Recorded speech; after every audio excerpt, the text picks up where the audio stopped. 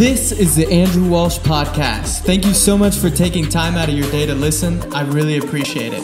I'm praying you can take away something from this episode that brings value to your life. Make sure to subscribe to my podcast to stay up to date with the latest episodes, and please share with a friend if you feel you're getting something out of these episodes. You can also follow me on Instagram at @A_Walsh. Let's fire it off. All right, let's fire it off, folks. I'm super stoked today. I have Trevor. He's a 23-year-old entrepreneur. He's the founder of Podcasting You, a done-for-you podcasting booking agency that enables 6- and 7-figure individuals to speak to their ideal audience. And prior to Podcasting You, Trevor started Become the Lion, a motivational-based company that grew to over 600,000 followers within the first year. Trevor is on a mission to show young entrepreneurs that age is not a factor when it comes to success, and I'm very fired up to have him on today. How you doing, Trevor? I'm doing great, Andrew, and thanks for having me on. And for all those listeners out there, I'm from the central part of the Massachusetts, so if anyone's from the Worcester area listening, glad to be here. Yeah, and clearly his program works. I don't even know Trevor. We had never met. I got emailed from his team at Podcasting You. Hey, we would love to have him come on. I get to know him a little bit more, start reading up. I'm like, wow, this kid is killing it. He is great to come on today and speak. So thank you everyone for tuning in. As you know, I love starting with a prayer to bless this episode. So everyone just bow your heads. Dear Heavenly Father, thank you so much for this beautiful day that you have blessed us with. We have so much to be thankful and grateful for, Lord, in our lives, whether it's just our sight, being able to hear, being able to walk, even being able to talk. God, there's so much that we can find joy in. And today I'm praying that you bless the conversation that I have with Trevor. Speak through him and speak through me so that whoever is listening today will take something away from this episode. I always say pray big prayers. I'm praying that this podcast will eventually be downloaded millions of times, and that from this, Trevor will continue to inspire and motivate young entrepreneurs, Lord. In your name we pray, amen. Woo! Okay, so I'm stoked. We got some really good topics today. So we're going to be talking about, Trevor from a young age was already in the entrepreneurial mindset. So he's going to share a little bit about that. And while he does, I want you to think, whether you're in high school, you're in college, you're out of college, this mindset that he's going to talk about is crucial. We're going to talk about why failure is a part of success. I'm really interested. Trevor's got some interesting information to give on why working out is really important if you want to be a successful entrepreneur, and why age doesn't matter. So I want to just get right into it. And if you don't mind sharing your story, Trevor, I know you mentioned to me even at a young age, you were already noticing that you were in this money-making and entrepreneurial mindset. Well, certainly. And, I guess I started off, I know sometimes entrepreneurs have similar stories, but growing up, I was, trying to mow lawns, sell baseball cards, even buy and sell Ed Hardy clothing that was popular at the time. I would go to like a Marshall's or TJ Maxx, buy it, try to flip it on eBay for a profit. And, I never knew it was called entrepreneurship. I was just like, this is a way to make money. I'm, 10, 12, 13 years old. It's just another way to make money. I even went door to door selling lemonade. People weren't coming to my, weren't driving by my house. So I figured I would go to them and that sort of thing. So I'd always been trying to sell products, trying to make money. Never really knew it was called entrepreneurship. Kind of went through, the journey, got into high school, got a job at a local retail company. Have been working there for about 3 months, I believe. And I got a raise from $7 to $7.03. So, working 10, 20 hours a week, that 3-cent raise, it wasn't doing a whole lot. And I was like, there's just got to be a better way. And I'm not sure exactly how, but some way, somehow, I came across a book that described the differences between the middle, lower, and upper class. And one of the things that they mentioned about the upper class is that the majority of them have started their own business. And I was like, hey, I've started these own little small things, maybe I could start a business. I found out about this site called Alibaba. Basically on Alibaba, you can import products from China. And what I was able to do is import 50 phone cases for around $80. I tried to sell those on eBay, but they were knockoffs. So if you're buying name brand products from China, they're probably going to be knockoffs. So I learned a good lesson there. But just kept trying to, kept trying to push through. So that was towards the end of my senior year of high school. As a freshman in college, I continued to try to look for products to import, came across bracelets and watches. I purchased the bracelets for about $1, purchased the watches for about $2, would sell them online for 18 for the bracelets, 20 for the watches. So pretty good profit margins there. The watches and bracelets primarily geared towards females. I worked with a lot of influencers, people that had, 10,000, 20,000, 30,000 followers, would send them free bracelet, free watch. To me, that was like $3, $4, $5, whatever the cost plus to ship it. Learned a little bit about influencer marketing. And then just continued on that path. I wasn't my most ecstatic company, selling these bracelets and watches being made in China. And I realized in college, a lot of the students aren't entrepreneurial, aren't motivated. So I wanted to go out and start a motivational based company. Did that for about 2 years, going through college. That company grew rapidly. And one of the reasons I no longer run that company is I started that motivational based company, and people love motivational content. They'll like it, they'll share it, they'll comment. But one of the things I learned is that just because, people like, share, and comment on your post doesn't mean that they're going to purchase from you.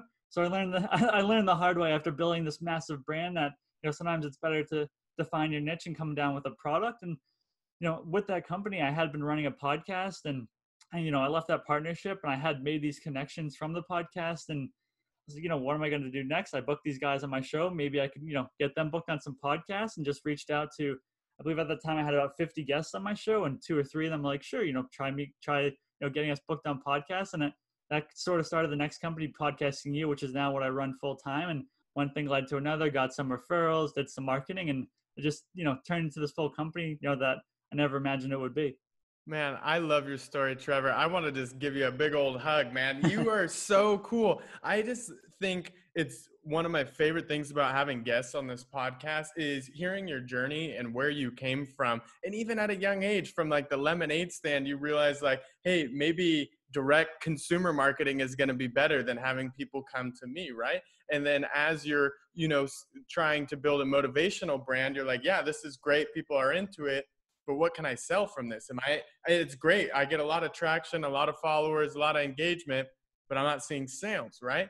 So I think you are a great person to have on this. Because you're only 23 years old, right? Yep. Right. So this is, and it's never too late to start. And I think what's cool is in your story, you've mentioned, a couple successes, a couple failures. One thing I want to ask you, how do you view those, like people would call them failures, but were they really? I'm interested to hear your mindset because that's a big word in, becoming an entrepreneur, and something people are really scared about is failure. I think failure is something that you can learn from. Some people might hold them back and they fear failure, but it's just one of those things. It's sort of a stepping stone. I can give you an example where I had been running a company, that Trevor James Products company, which was the bracelets and watches. And eventually I branched out into these t-shirts, selling these t-shirts. I, wasn't really familiar with the t-shirt industry. So I sort of did a pre-sale. My customers bought it. So I was like, okay, great. I got to go get these t-shirts made now. Got the t-shirts made, sent them out to my customers. And I learned the t-shirt company I had made is usually when you're sending out these t-shirts, you don't want them to be woman sizes. You want them to be unisex, which I didn't know. So essentially my large and XL t-shirts would fit, women that were normally small and medium shirt size. So my small and medium were basically kid sizes. So that was a big problem. I had sold, close to $1,000 worth. So I had to refund all of that. I spent over $1,000 on the t-shirts, had to, eat that cost. I contacted the t-shirt manufacturer. They're like, nothing we can do. Contacted the screen printing company, nothing that we can do. I was like, oh man, I'm almost at like $2,000 out of all of this. What can I do? And what I learned is that my audience, I was like, all right, I have these t-shirts. What can I do with them? And I really just went back. I studied my audience, and I learned that they follow a lot of these cheerleaders around the country. And these cheerleaders, for those of you who don't know, they're usually generally shorter, so they could fit in basically all t-shirt sizes that I had. I was like, maybe I could just send, I could reach out to these cheerleaders. My target audience is following them. Maybe I can send them these t-shirts and they can promote my brand for free, in exchange for the t-shirt. And that's pretty much exactly what happened. And I put new shorts pre-ordered. I just put them out pre-ordered, 2-3 months down the road. And I end up selling enough t-shirts at a profit margin on the pre-orders from what I had given out to the influencers to make up that sort of income. So it's one of those things where it's like, you kind of just got to stop and be like, okay, I'm not getting my money back.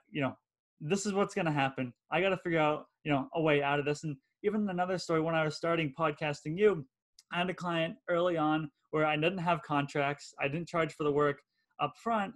And I did work for this guy based out of Texas. And I got him booked on 10 or so podcasts at that time. And that was $1,000.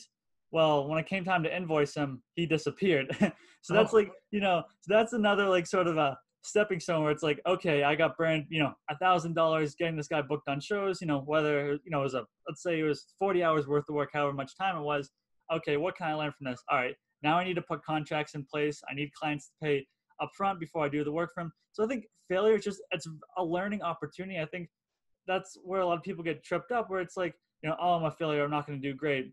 Where it's like, you just look at it as a learning opportunity to get to that sort of next step and then just reinvent your business, whatever may be going on.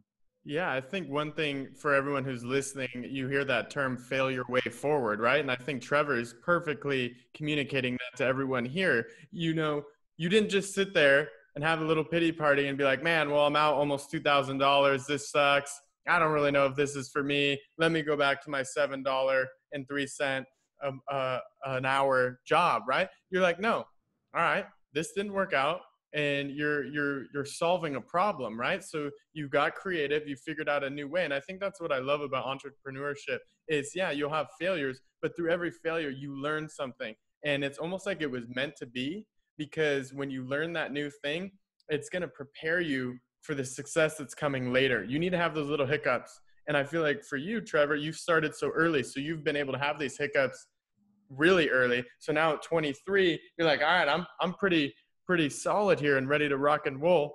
What is one thing you would recommend to all entrepreneurs if you had a good suggestion? Yeah, number one thing that I would definitely recommend would have to be self-education. Growing up, you go through high school and even into college, there's no real self-education. You're just learning what the teachers are teaching you. And when I got to college, I was on my own for the first time. The college I went to was about an hour and a half from where I lived, so I was no longer around my friends. I found that a lot of the times on the weekends, people would go out partying, and I found that wasn't really my scene. I didn't really want to just sit there and watch Netflix all weekend.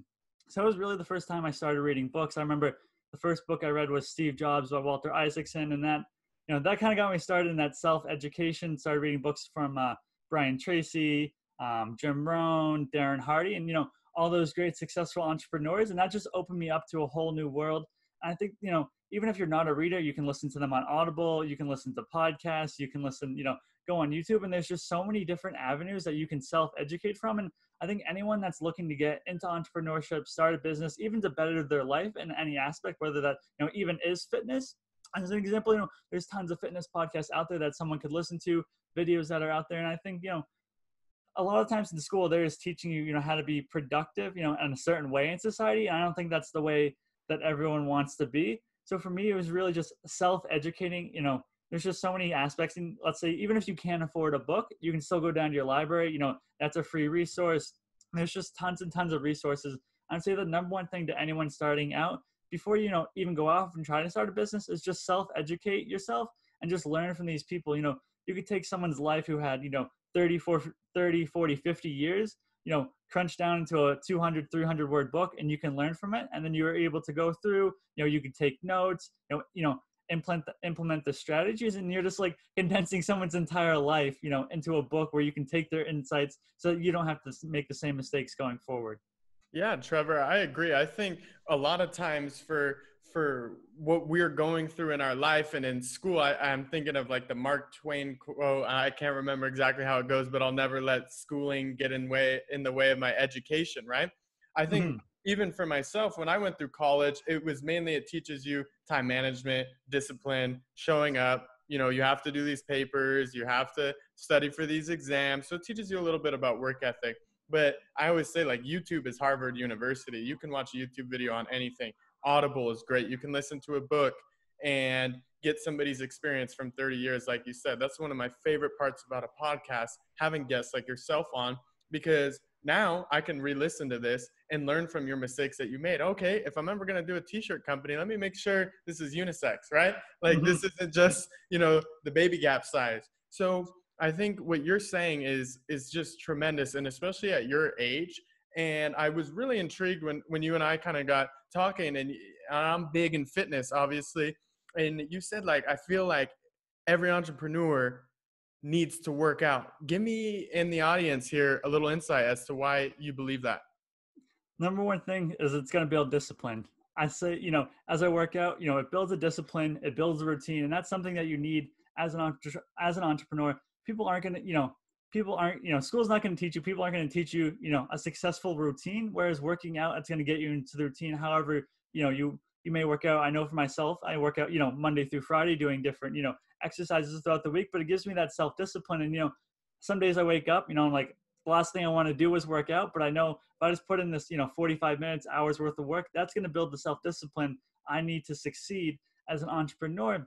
I think it's just really important to have that discipline. I think that really comes from fitness and also comes from pushing yourself. I know for myself, I'm sure you, Andrew, when you're in the gym, if I do, let's say I deadlift, 300, pounds this week. Well, next week, I don't want to be deadlifting 300 pounds again. I want to be deadlifting, 325 or 350. I think it's, it really just pushes yourself and pushes that progression on that small sort of scale. You're not going to start a business and go from $0 in revenue to, 500,000 and then, a million in a period of 6 months. It's going to be built over time. And the same with lifting. If you've never lifted, it's going to be really hard for you to go in a gym and bench press 225 pounds. You might have to start off at, 95, and then after a month or two, you go up to 115, 135, 155, 185, and so on. So just small progressions, and it's just very the same like that in business.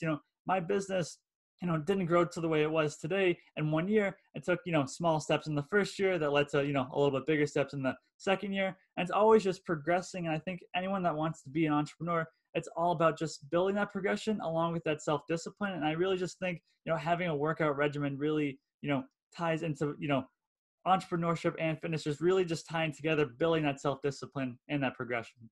Yeah, I completely agree. I think we live in an instant gratification world where we want results and we want them now, like I want it now, it's just like, that's kind of how we are. I mean, and with everything in the ease of the apps, social media, we can get things right now. Amazon, like I want this, I'll get it here tonight. Right. So some of these things, whether it's business or working out, being a fitness trainer, I've seen people and they're like, a month in, and they're calling me and they're like, hey, yeah, I'm like feeling good, but I'm not really seeing anything too crazy yet. I'm like, yeah, it's all right. You need to stay the course. And I think what you're alluding to is staying the course, creating that discipline, and then you apply it to business. I think when you see a lot of athletes or people who have grown up in the fitness industry and working out a lot, they're really successful in business. And I think another part of that is being able to visualize your goals, and they can write like really tangible goals. Like I know baseball players know at the start of the season, I'm going to hit this many home runs, I have this batting average, I'm going to get this many on base, right?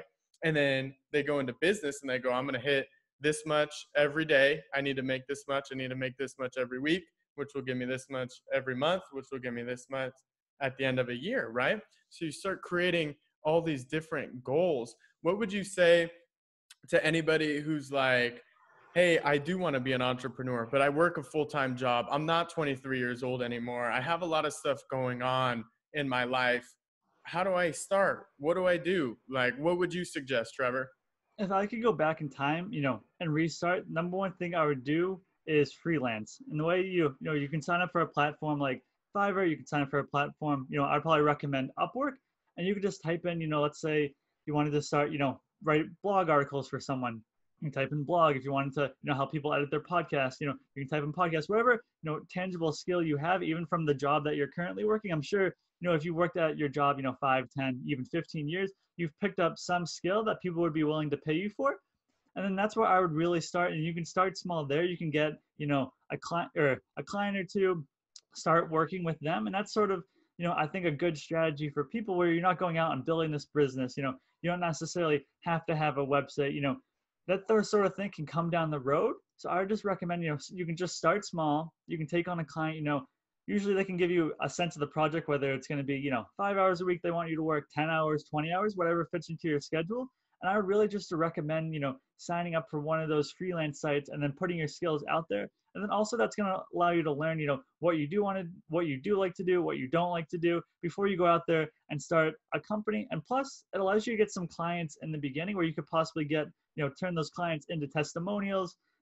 Yes, you might have to, be a little cheaper than what you would like to charge, but at least it gets your head in the game, gets you started, gets you those testimonials, some connections, some money, some, confidence to say, hey, this is working. There's actually people out there that are searching for what, I could be selling, as an entrepreneur, as a business. So I would definitely recommend starting just freelancing on the side, at night, spending a couple hours, even if it's an hour or two, that's 5 to 10 hours a week where you could be helping someone. And that can just allow you to get your foot in the ground, figure out exactly what you want to do and exactly what you don't want to do. So that can sort of get you to those, next steps on building your business.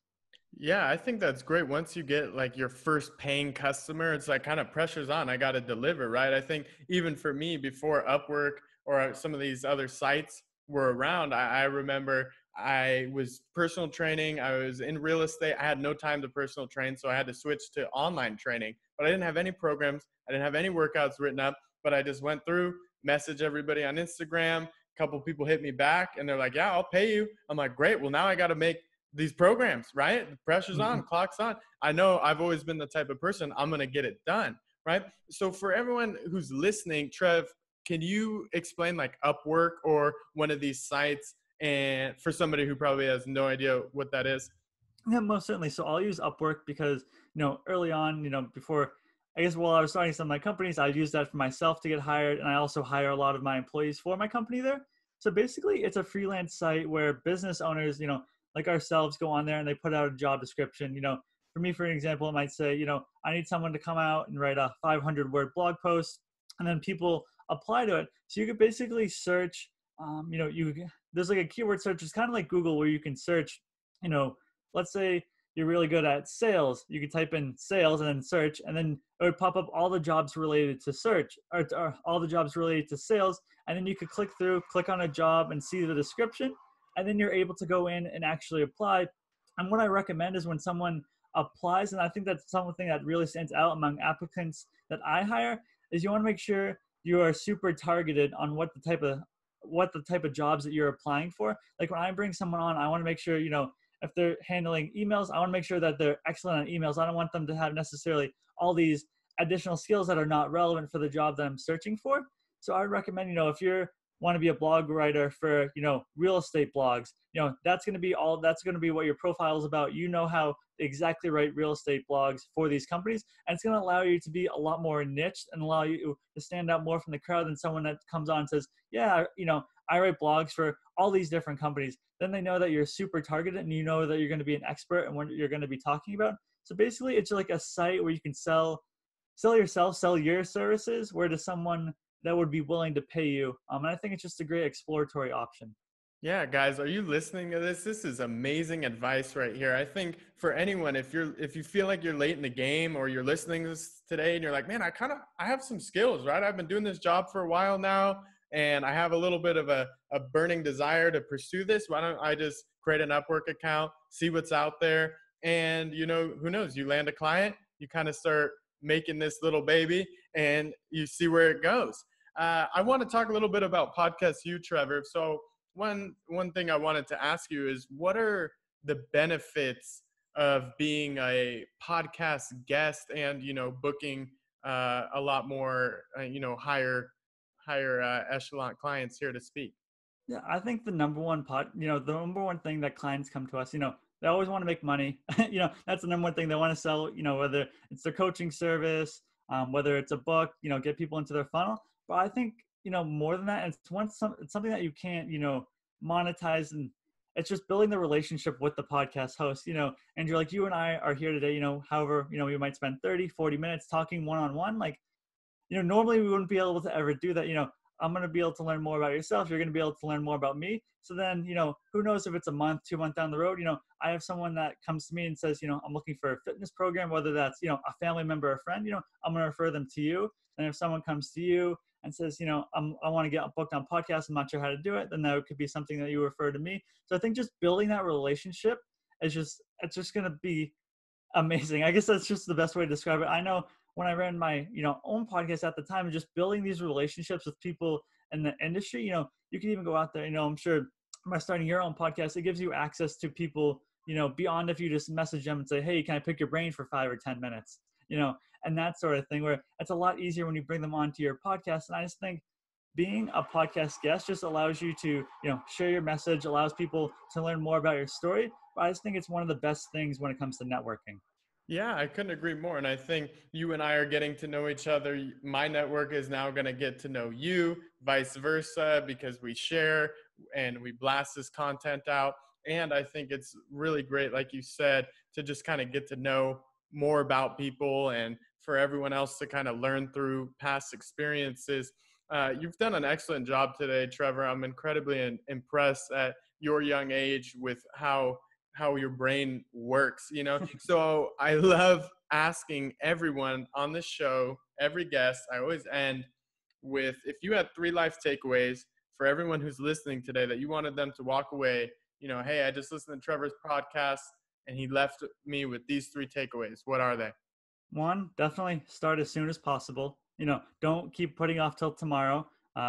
Two would be charge a lot more than you think you're worth. I can tell you tenfold, when I started off my podcasting business, I was charging $50 per booking. And I learned over the years, I could have been charging a lot more from the beginning. So what you may think is a lot may not be a lot to someone else. And when you put that price out there, you'll be able to learn. If you're charging, $400 for your service and no one's signing up, then you might have to scale it back. But if you're charging $100 and people are like, yeah, I want to buy it, and you get tons and tons of customers, then you might be, okay, maybe I'm charging too little. So definitely charge higher.